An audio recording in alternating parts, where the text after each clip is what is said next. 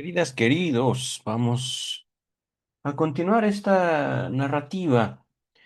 Podría parecer que me he desviado del tema del psicoanálisis en México. La verdad es que no es tanto así.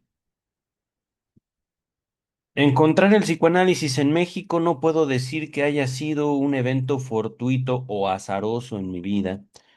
Les repito, yo llegué a la Facultad de Psicología de la Universidad Nacional Autónoma de México buscando aprender sobre la obra de Freud y en 4 años y medio, por iniciativa propia principalmente, solo leí 3 ensayos de teoría sexual, uno de cerca de 80 textos de Sigmund Freud, y puedo decir que es uno de los principales, pero también si no tienes el contexto, no te sirve de mucho, no alcanzas a percibir, digámoslo, la profundidad de la obra de Sigmund Freud solo leyendo 3 ensayos de teoría sexual, pero bueno, eso me ocurrió en la Facultad de Psicología.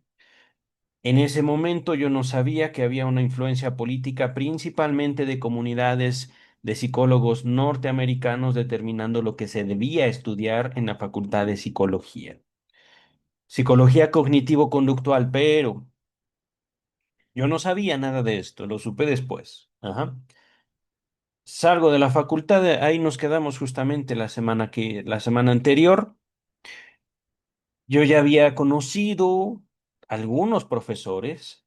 Ahorita a ustedes no les pueden sonar nada estos nombres, pero de dentro de la historia de la Facultad de Psicología, repito, UNAM, Universidad Nacional Autónoma de México, son nombres pesados, son nombres fuertes. Creo que ahorita lo podemos investigar. Ana Mari Brugman es el nombre del premio a la mejor tesis de licenciatura. Ahorita lo vemos, licenciatura en psicología, claro está. Ana Mari Brugman, me gustaría compartir esa investigación con ustedes. Permítanme un segundo. Aquí estaba viendo el video pasado que justamente yo quería. Mari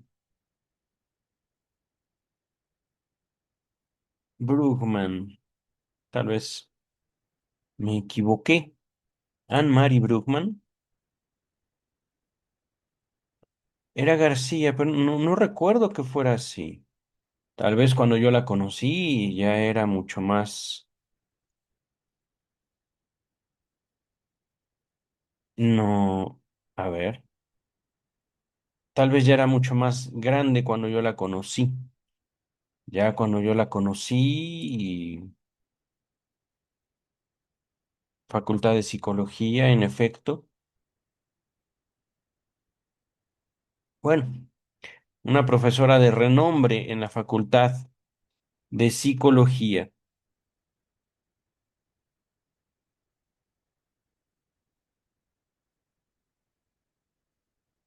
Mira, sí es Ana María Brugman García.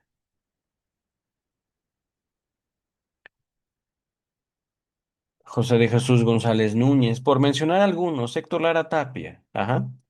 Pero dentro de toda esta comunidad, dentro de toda esta experiencia, fui dándome de una idea de lo que era el psicoanálisis.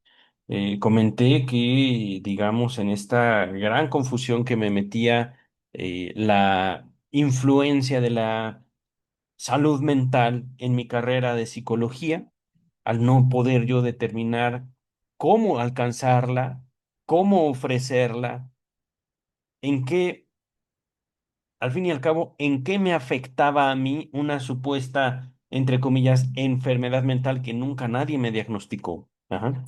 Pero que justo mientras desarrollo este tema en cuanto a la formación del psicólogo en México, me quedo con la duda.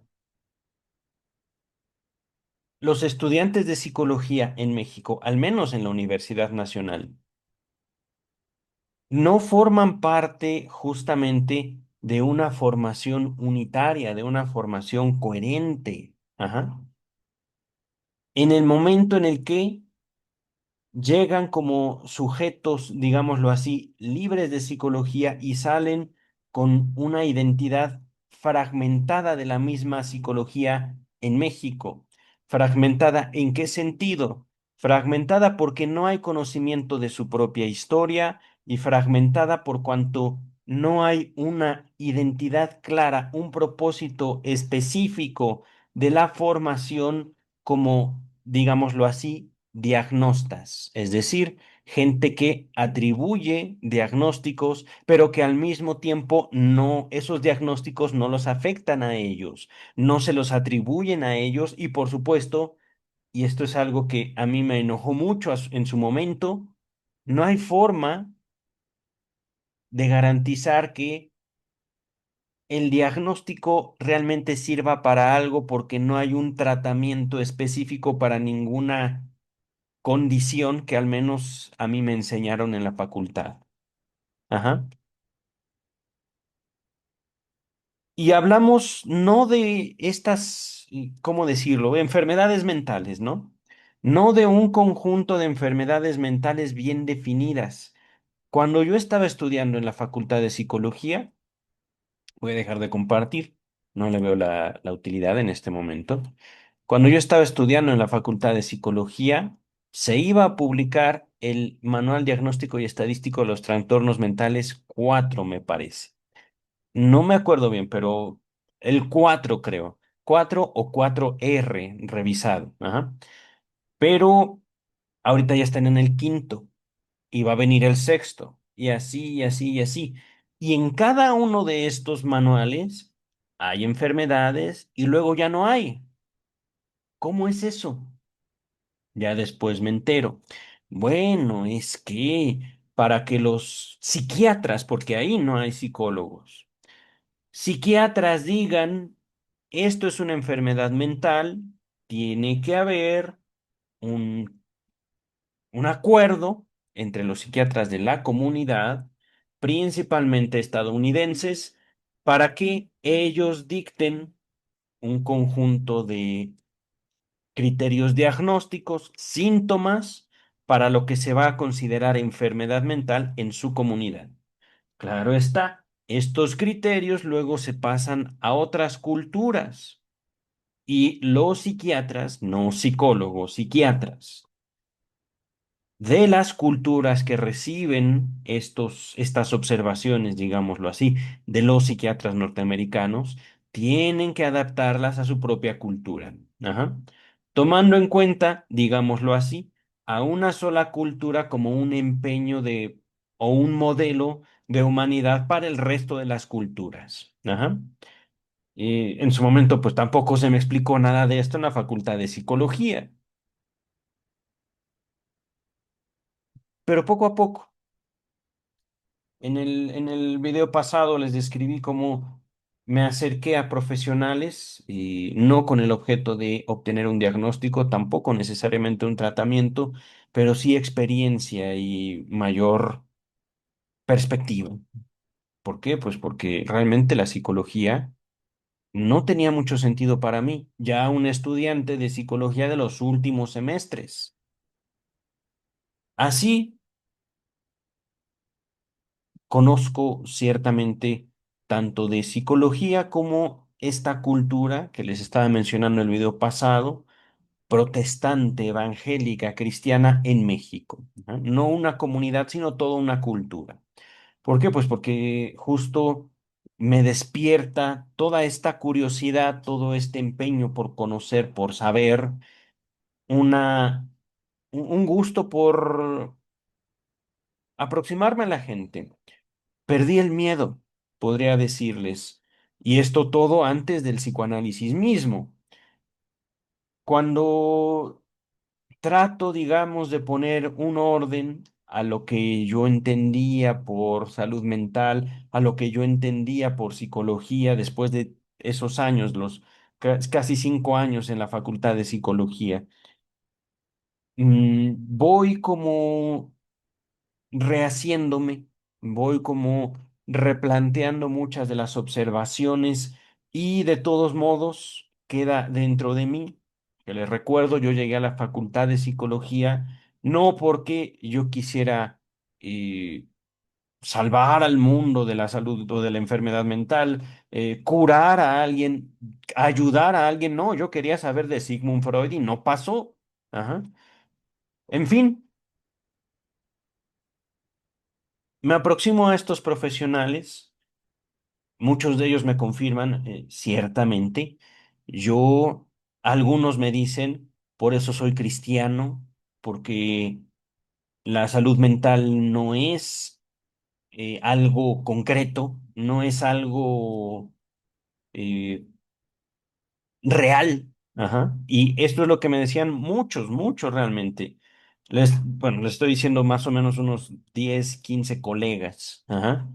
A mí lo que me da, no salud mental, sino que lo que me alivia a veces de mis miedos, de mi ansiedad, de mi angustia, es Dios, es la palabra de Dios, es esto que aquello. Ah, ok, muy bien.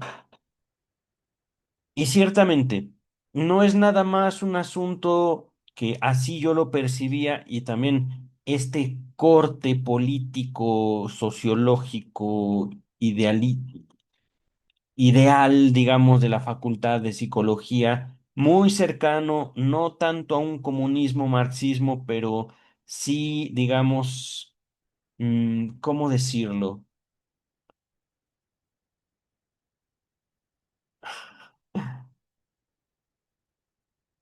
Profundamente antirreligioso, cualquier clase de religión, desde el catolicismo hasta, no sé, principalmente el catolicismo, principalmente contra el catolicismo en la Facultad de Psicología. Ajá.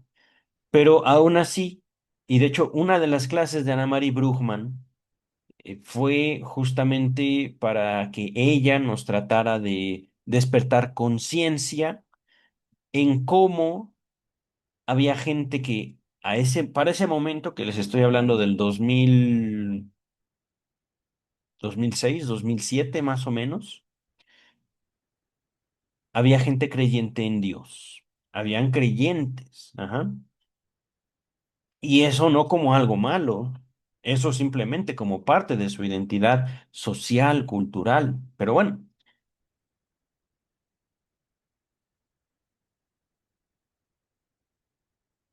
en un momento de este primer trabajo, empiezo yo a conocer a mucha gente.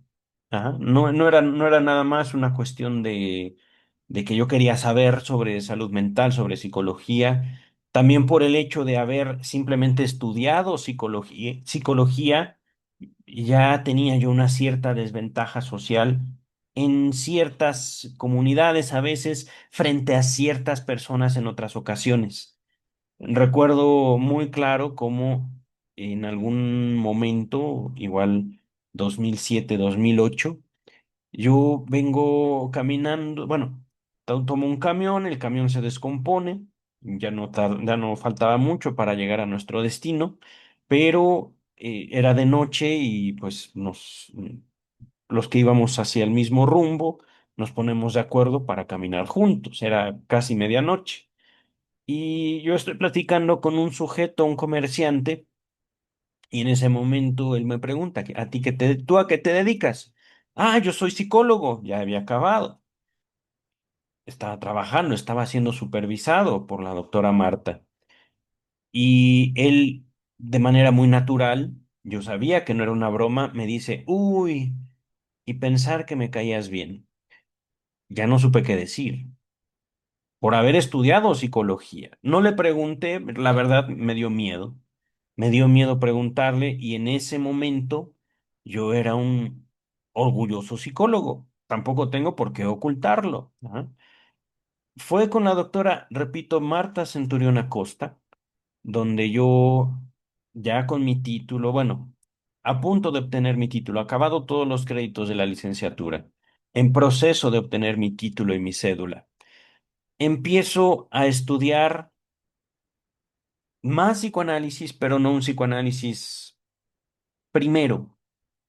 No hubo una, ya me acordé del autor, no hubo una introducción al pensamiento de Kohut.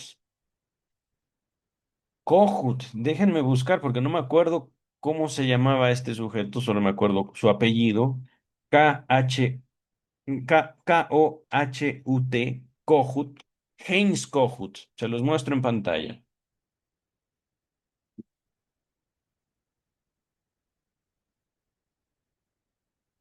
Fue con la doctora Marta y empezando, digámoslo así, esta formación en terapia psicoanalítica.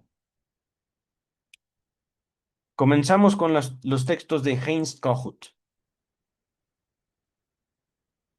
No quiero volver a leer a este sujeto. Horrible.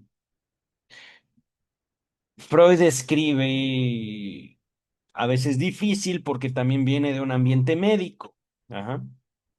Freud no tiene ninguna intención en, ¿cómo decirlo? A veces sí maquillar las cosas, a veces es, eh, ¿cómo decirlo? No políticamente correcto Sigmund Freud, sino suave. A veces. A veces es el mismo Freud, un camión que te pasa encima y que te vuelve a pasar una y otra vez y tú dices, ay, y no es una cuestión de autoayuda, que eso es algo fabuloso, ajá. No es una cuestión de que tienes que ser mejor, no, no, no.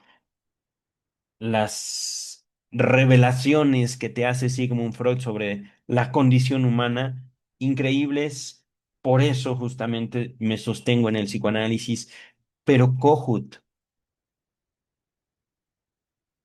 es como ser un estudiante de preescolar y que sin ninguna preparación te entreguen libros en chino mandarín.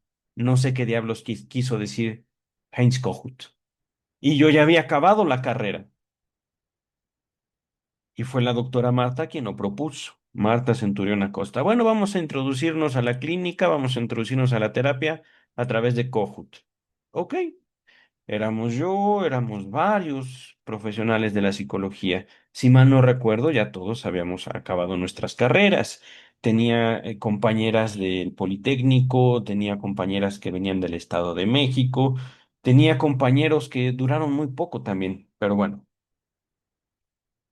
no tengo ganas de volver a leer a este sujeto, Heinz Kohut, porque no le entendí, realmente no quiero saber.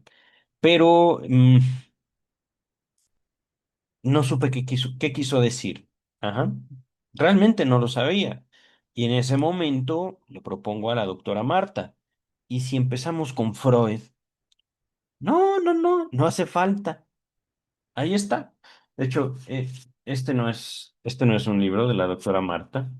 Este libro me lo compré yo, mi tomo número uno de Amor Rorto Editores, Sigmund Freud, obras completas. Pero sí, la doctora Marta me prestó algún tomo de Sigmund Freud. En fin, trabajé con la doctora Marta 6 años. Trabajamos, yo y al menos una compañera más, Leti. Esta primera experiencia fue una experiencia muy enriquecedora, muy ilustrativa sobre justamente la diferencia entre psicoterapia y psicoanálisis. Pero en ese momento, pues claro está, yo no lo sabía.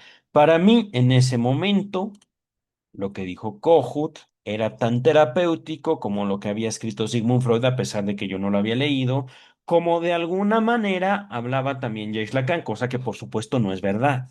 Ajá. Y de alguna manera también todo esto, yo no sabía cómo. Y de hecho, esta suposición con el tiempo comprobó ser falsa. De alguna manera, lo que decía Kohut tenía relación con Freud y con Albert Ellis y con, no iba a decir Seymour Skinner, pero ese es de los Simpson. Pavlov y también todo eso tenía que ver con la salud mental. Porque también la doctora Marta no me lo pudo negar. No me dijo la doctora Marta, Juanito, la salud mental es una tontería política. No me lo dijo así. De hecho, nunca me dijo nada similar. Pero algo pasó, digámoslo así, que yo pude notar. la práctica de la doctora Marta, una práctica clínica, una práctica que no puedo yo cuestionar en un sentido profesional, ético. Sin embargo, teníamos nosotros, digamos, justamente por la posición de la doctora Marta, empezamos a trabajar en una comunidad muy cercana también a la comunidad religiosa de la doctora Marta. ¿Ya?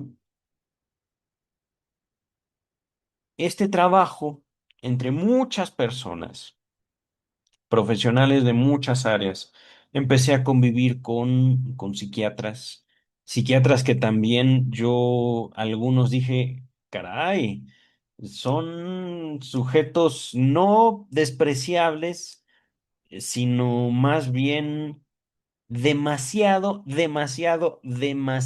convencionales. Y ellos son los que definen la salud mental. Ok, muy bien, bien por ellos, ¿no? ¿Quién soy yo para cuestionarlos? Ahorita lo estoy planteando así, pero en su momento, doctor. Y el doctor, ¿qué tal? Buenas tardes, mucho gusto. No sé, así como y que casi una caricatura. Un, un, un sujeto muy cuadrado. Y aún así, ¿cómo cobraba de caro ese sujeto? No, hombre, no. Pero bueno. Trabajamos en esta comunidad, psiquiatras, ya bueno, éramos un grupo de psicólogos, a nosotros nos supervisaba la doctora Marta y empieza a aparecer una figura que en México no les puedo decir es de cuidado, más bien tiene poder. Padrinos de Alcohólicos Anónimos. Esta comunidad era de atención a las adicciones. Ajá. Voy a dejar de compartir en la pantalla. Stop share. Es curioso cómo escuché a más padrinos hablar no teórica, sino de manera directa sobre sus complejos edípicos, en muchas más ocasiones que la misma doctora Marta Centurión Acosta, con sus títulos de maestría y doctorado en psicoterapia psicoanalítica. Y los padrinos de AA, los padrinos de Alcohólicos Anónimos, hablaban abiertamente. No, es que sí, yo era un niño y yo deseaba sexualmente a mi mamá. Doctora Marta, ¿puedo decir algo así? Porque este sujeto lo que está diciendo es lo mismo que decía Freud. Y no era tanto así, pero ¿cómo decirlo? Eran mucho más libres que la doctora Marta. Y eran mucho más libres que yo mismo. Aprendí también mucho, no de uno ni de dos, sino de toda la comunidad. Porque ahí, queridas, queridos, fue donde también me di cuenta los límites severos en la formación de la psicología en México. Uno sale de la carrera con su título. Ay, qué bonito, mira, ya tengo mi título. Por esto puedo decir, soy psicólogo. Y llegas a una comunidad de pacientes con diferentes historias, con diferentes criterios, con diferentes experiencias, pero que les muestras tu título y te dan las gracias y en el mejor de los casos te corren en ese preciso momento. Ten respeto de mí, soy psicólogo. Ah, qué bonito, vete para allá. Allá te ves bien en la esquina y viendo a la pared. No te quiero hablar, no quiero que me hables. Si te va bien, si te va mal, te hacen su amigo, te seducen, te roban y te acusan de robo. ¿Exagero? Ojalá, queridas, queridos. Justamente, ¿no? Digo, ya les conté en el video pasado cómo empiezo yo a trabajar con compañeras, pero también yo tenía mi historia afectiva, ya tenía yo mi novia, estábamos hablando de matrimonio, pero mis compañeras que trabajaban con población de adictos, entre comillas, Adictos de acuerdo a la psicología, claro está, no de acuerdo al psicoanálisis, ahí no hay adicciones. Hay compulsión, pero no hay adicciones. Pero mm, después me entero, porque trabajé 6 años con la doctora Marta. Salí de trabajar de esa institución, cierra esa institución por cuestiones económicas, también favorecidas por esto que les voy a decir. Resulta que en el tratamiento de población con uso de sustancias, lo voy a decir así, abundan las psicólogas. Y resulta que la gran mayoría de esas psicólogas se enamora de sus pacientes, psicólogas. No puedo decir que la doctora Marta Centurión Acosta se haya enamorado de alguno de sus pacientes, no, pero sí la vi sufrir mucho. Puedo decir que básicamente sufría porque veía a veces morir a sus hijos. Lo voy a decir así. Ella, en su actividad profesional, satisfacía una demanda afectiva propia, con maestría, con doctorado, y yo vi eso y dije, los padrinos de AA hablan más de sexo que la doctora Marta, con maestría y doctorado. Y la doctora Marta, sabiendo cómo son ellos, sabiendo las, sabiendo que el 98% de la población que recibe tratamiento para las adicciones nunca mejora, 98% en aquellos tiempos. Seguramente el número se habrá hecho más pequeño, más, no hay cura, no hay ahí, digamos, como mucha esperanza de mejora. Lo mejor es justamente una perspectiva diferente. Pero sabiendo que en ese 98% de la población que eran nuestros pacientes, sabiendo que muchos mueren, sabiendo que muchos recurren a la prostitución para sostener sus adicciones, sabiendo que muchos recaen, hacen esfuerzos a veces muy grandes, pero es parte de su vida, es parte de su cuerpo, es parte de la relación que tienen con el mundo, la sustancia, la que gusten y manden. ¿Y cómo vi sufrir a la doctora? La doctora, en serio, lloraba muy afectada cuando uno de nuestros pacientes, que no fue uno, fueron muchísimos, recaían, entre comillas. Es parte, digamos, de esta concepción psicológica clínica de las adicciones, entre comillas. Ahorita lo puedo decir así, pero en su momento para mí, pues era lo que estaba en los libros. Era lo que la doctora Marta debería saber y para lo cual ella debería estar preparada, pero no. Afectivamente, emocionalmente, ella se quebraba cuando pasaba lo que los libros decían que iba a pasar. Pude ver esto al menos un par de años.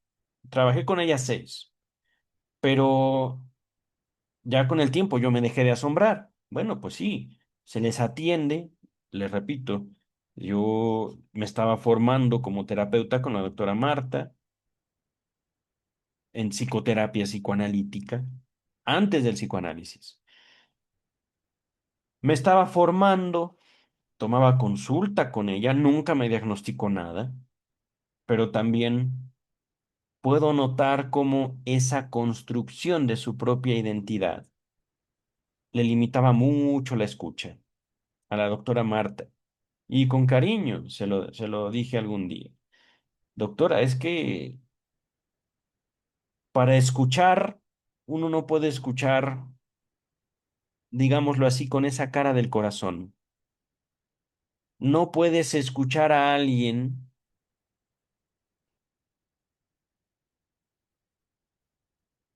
a quien quieres ayudar. No es nuestro papel. Yo ya se lo decía. Por supuesto, la doctora no se lo tomó tan bien. No puedo decir que nos peleamos, pero sí se molestó conmigo de forma tal que, pues, era 2008 aproximadamente cuando dejo yo de trabajar. 2009, principios del 2009. Dejo de trabajar con ella. Comienzo a trabajar en otros lugares. Antes de yo encontrar mi siguiente clínica de adicciones, ajá, para trabajar. Mm, 2009, principios del 2009 o fines del 2008, no me acuerdo bien, pero el grupo se separa. El grupo de terapeutas que trabajaba para la doctora Marta, nos dejamos de ver después de muchas, muchas historias compartidas. Y mi madre me pregunta, mediados más o menos 2009, ¿por qué no te sigues preparando? Ahí opté por dos alternativas. La primera, ya tenía experiencia, maestría de Psicología de las Adicciones en la Universidad Nacional Autónoma de México, Facultad de Psicología. Yo era de ahí. Ok, me preparé. Exámenes cognitivo-conductuales. Por supuesto, para ese momento yo no tenía ningún conflicto.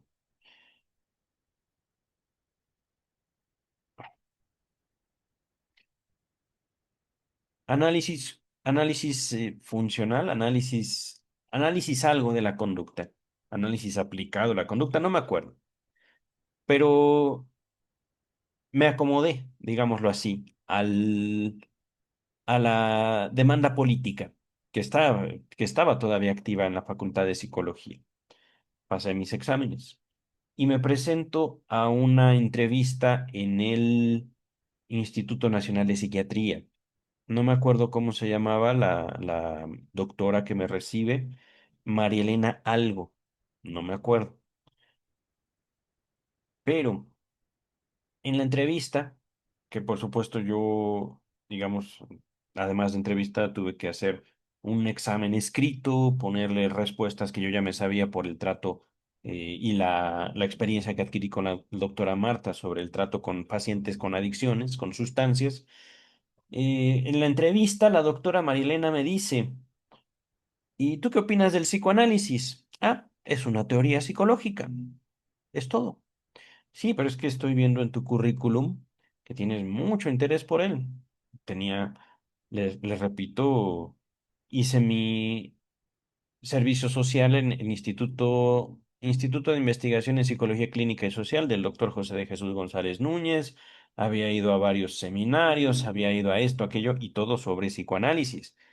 Pero hasta ese momento, 2009, de 2002 a 2009, 7 años, no había leído ni siquiera el 10% de la obra de Freud. No, no lo había hecho. ¿Por qué? Pues porque tenía muchas otras cosas que hacer, ¿no? Entonces, resulta que no pasé la entrevista, lo cual me parece curioso. ¿Por qué? ¿Por qué la psicología se aparta del psicoanálisis? Es que no hay evidencia. La hay. No la quieren reconocer. Psicología basada en evidencia, argumentan. Es psicología basada en presiones políticas. No se trata, en este caso, y es que es lo que me llama la atención.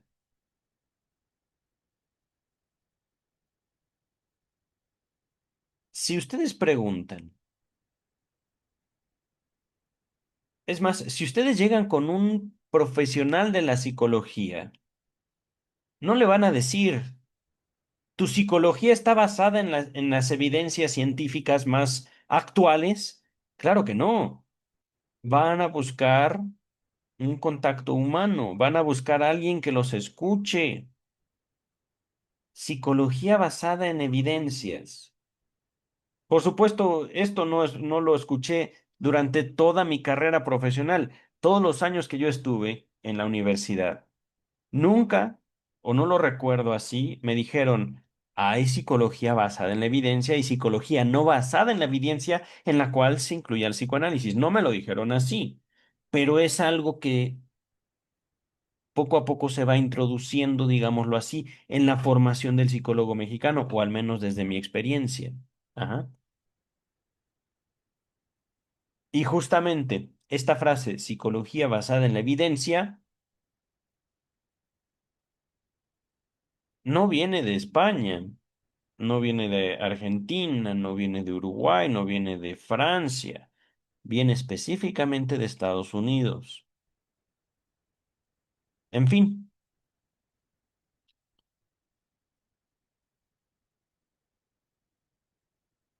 cuando yo repruebo la entrevista para entrar a la maestría en psicología de las adicciones, le digo a mi mamá, mira, me entregaron este panfleto, Centro de Investigación y Estudios Lacanianos. Era más o menos septiembre del 2009. Me dice mi mamá, ve, pregunta. Cuando yo llego al Centro de Investigación y Estudios Lacanianos, me asombra la vida. Me asombra la vida que se manifiesta ahí. No era una cuestión estéril, como si fuera, como el Instituto Nacional de Psiquiatría. Todo ordenado, todo cuadrado, todo predecible, todo como debía de ser. No. Me acuerdo mi entrevista en el Centro de Investigación y Estudios Lacanianos. Primer día.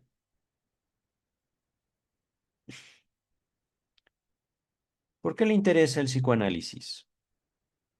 No me acuerdo qué contestó, pero ciertamente no me esperaba una pregunta abierta. Ah, bla, bla, bla, bla, bla. Ah, ok. Una última pregunta. ¿Qué opina de Lacan? Lacan me intriga. Ah, perfecto. Se presenta el día tal en el salón tal. Ahí lo van a estar esperando. Ah, gracias. Pero, ¿es todo? Sí, es todo. Bye. Wow. Ya habían empezado el seminario. Me integré al seminario de formación como psicoanalista. Digamos, una o dos clases de haber iniciado. Pero no era nada como lo que había visto. Y esto es también importante. Yo escojo el Centro de Investigación de Estudios Lacanianos porque la experiencia con la doctora Marta, la experiencia con otros colegas, me indican que la otra opción que yo tenía para ese momento, el centro Eleya, digamos conformado, liderado por los Bleichmar, ajá, es un nombre, o era un nombre, eran nombres populares dentro de la comunidad psicológica en México. Ajá. Pero todo lo que yo había vivido me lleva justamente a decidirme por el Centro de Investigación y Estudio Lacanianos. Yo no sabía, si no sabía nada de Freud, mucho menos sabía de Lacan. Y justamente, fue el primer día. ¿Qué están leyendo? Yo me acuerdo llevar un libro de psicología de las adicciones. ¿Qué están leyendo? Ah, estamos leyendo Freud, un cuento de Navidad. ¿Qué? Freud escribió algo así. A ver. Y ya, pues resulta que volumen número 1, me pongo a leer y digo, esto es Sigmund Freud. ¡Wow! Pero imagínense eso, era 2009, octubre del 2009, septiembre, octubre de 2009. Yo comencé mis estudios en psicología queriendo saber sobre Freud en agosto del 2002. Pasaron 7 años y no fue en la facultad de psicología. ¿Por qué no? Me pregunto, todavía me pregunto, ¿por qué no? Después de todo, ahí están los libros en la biblioteca de la Facultad de Psicología. Manuscrito K. Las neurosis de defensa, entre paréntesis, un cuento de Navidad. Se los dejo en la descripción, pero el tiempo que yo pasé ahí fue durante mi análisis, fue durante mi seminario, cuando yo me casé, fue durante mi seminario cuando empecé dos trabajos considerables, no trabajos de escritura, sino más bien trabajos de empleo. Ajá. El primero fue tres trabajos. Instituto Mexicano de las Adicciones. Después de trabajar con la doctora Marta 6 años, estuve ahí un año, si mal no recuerdo, puede ser menos. No creo que haya sido más, pero por supuesto, ya con la formación, ya con el seminario, poco a poco iba yo notando más y más cosas, hablando más, permitiéndome ciertas manifestaciones de poder en mi palabra. Ajá. Poco a poco. Segundo trabajo, Oceánica. Recuerdo que fue importante para mí ese trabajo. Fue poco lo que trabajé para Oceánica, pero pude liquidar mucha de mi deuda que yo tenía con el Centro de Investigación y Estudios Lacanianos, gracias a ese trabajo. Y cerca de la mitad del seminario fue cuando comencé a trabajar en atención a víctimas del delito. Septiembre, octubre del 2000, no, agosto del 2012.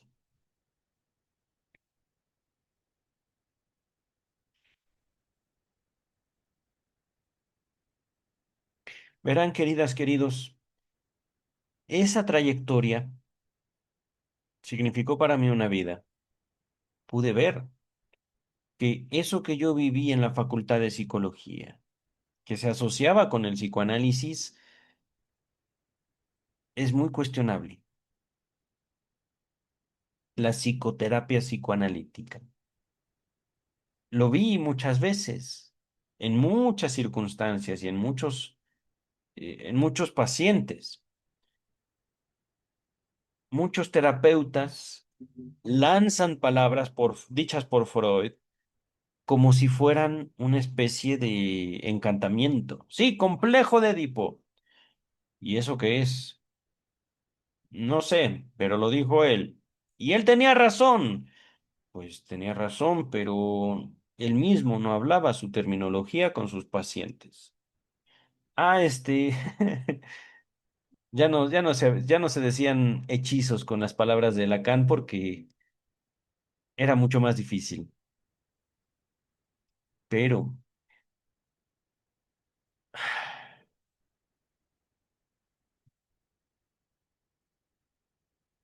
cuando yo salgo del seminario, ciertamente tenía trabajo, pero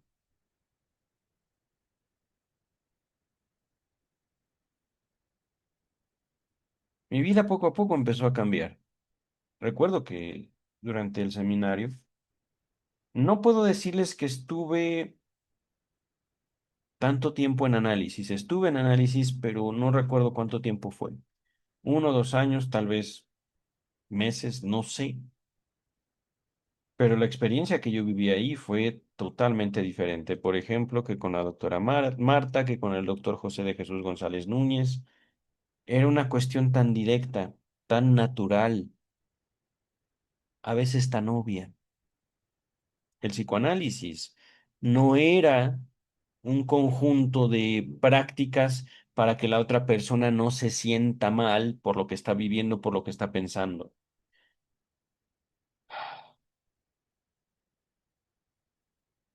Es que, miren, no solo es una cuestión de revivir el pasado, no es solo una cuestión justo de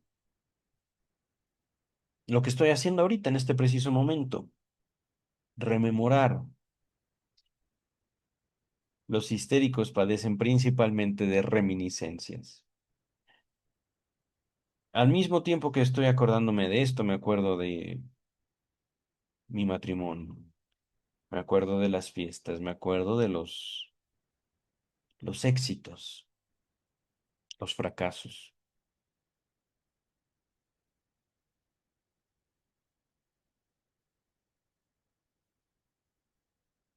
Fue en octubre del 2009 cuando yo empiezo a leer a Sigmund Freud. Octubre del 2009,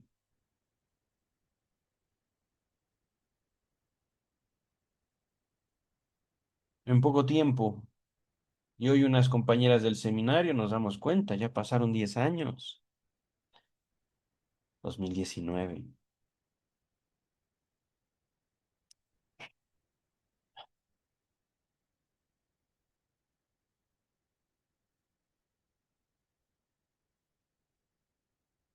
¿A dónde va el psicoanálisis? No lo sé,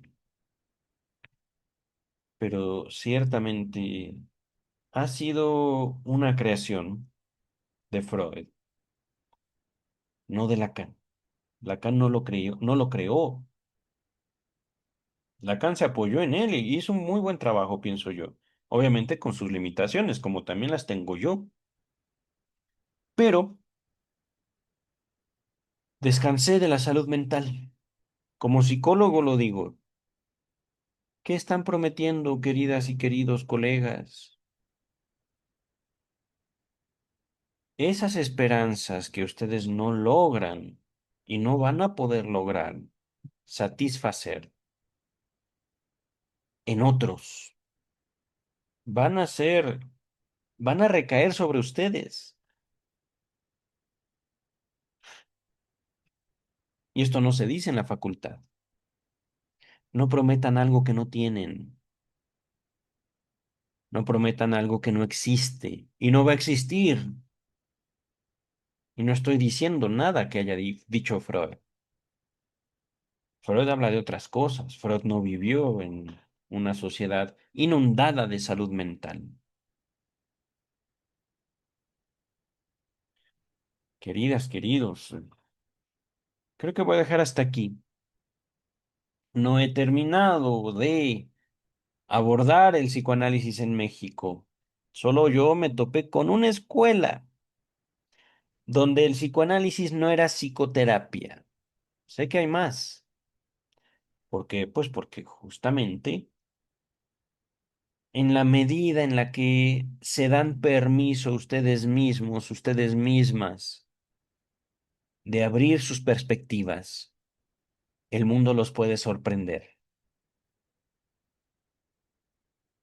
No se trata de darle lo mejor a nuestros pacientes porque eso no lo determinamos nosotros. En sentido estricto, la transferencia es algo que ustedes no van a determinar, sino que va a venir del otro. Y esa transferencia, eso que el otro deposita sobre ustedes, sobre su figura, sobre su cuerpo, puede ser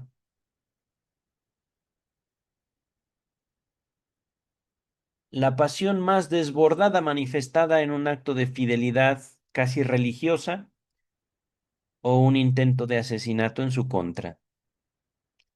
De eso no sé decirles porque yo no soy aquel que se va a manifestar frente a ustedes.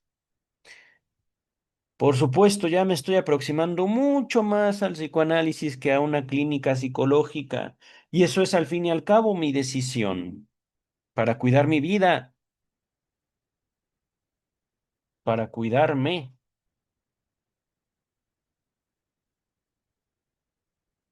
De eso no se habla mucho en la clínica psicológica.